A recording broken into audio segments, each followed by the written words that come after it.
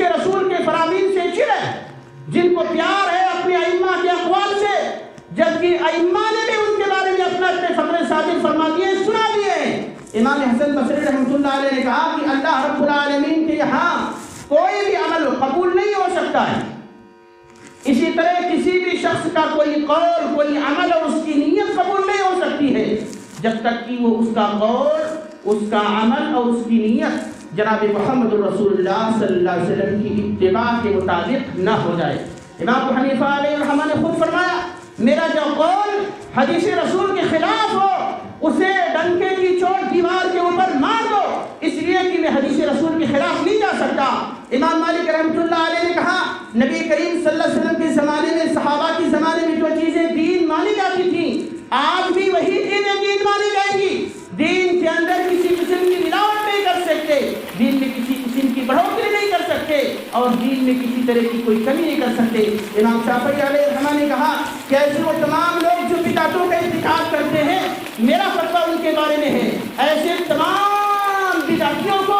شہروں کے چوراہوں پہ گھمایا جائے اور ان کو ڈنڈے سے، لاٹھی سے مار مار کر کے ذلیل و رسوا کیا جائے۔ کہا فتویٰ ہے، کوئی بھی امام ائمہ اربعہ میں سے کوئی بھی امام یا علماء اسلام میں سے کوئی بھی عالم دین اس بات کا قائل ہرگز کبھی ہو ہی نہیں سکتا کہ اس کے فتوے کو مان لیا جائے، آخری سند مانا جائے اور جناب محمد رسول اللہ صلی اللہ علیہ وسلم کے فتوے کو چھوڑ دیا جائے۔ اس کا مطلب یہ ہوتا ہے جو ایسا دعویٰ کرتا ہے وہ گمراہ ہے، اور کسی بھی امام کے بارے میں ہم نے گمراہی کا لیبل یا گمراہی کا فتویٰ نہیں لگایا، بلکہ ان کے ماننے والے، ان کے متبعین، ان کے مطابق زندگی گزارنے والے بھی یہ کہتے ہیں کہ ہم فلاں امام کو فالو کرتے ہیں، ہم فلاں امام کو فالو کرتے ہیں، ان کا قول اس بارے میں ہے، ان کا عمل اس کے بارے میں ہے۔ کوئی بھی امام شریعت کے خلاف نہیں گیا۔ اللہ کے نبی جناب محمد رسول اللہ صلی اللہ علیہ وسلم نے فرمایا، صحیح بخاری اور صحیح مسلم کی روایت ہے بدعتی کے بارے میں، کہ مدینہ پورے کا پورا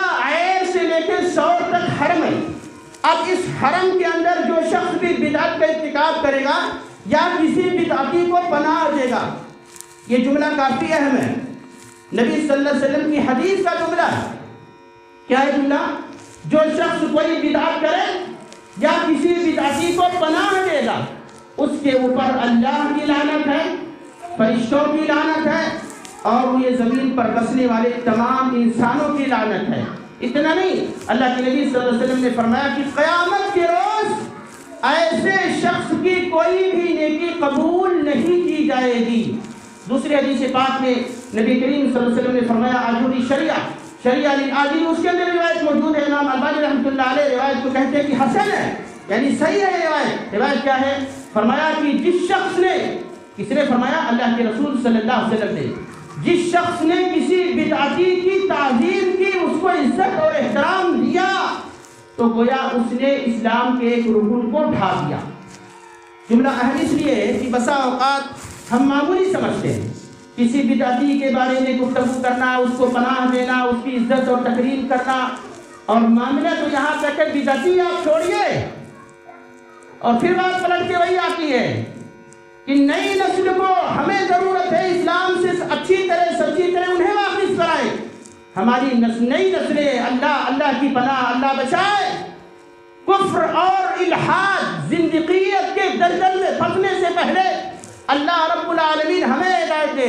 علماء اسلام کو ہدایت دے کہ ان کے کرنے کے جو کام ہیں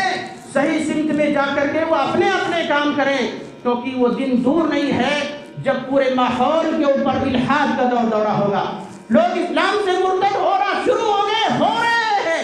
اسلام کے بارے میں، رسول اکرم جناب محمد رسول اللہ صلی اللہ علیہ وسلم کے بارے میں، آخرت کے بارے میں، قبر کے بارے میں، جہنم کے عذاب کے بارے میں ان کو جو باتیں بتائی جاتی ہیں ان کو مذاق لگتی ہیں، اور دوستی کا نبھانے کا یہ عالم ہے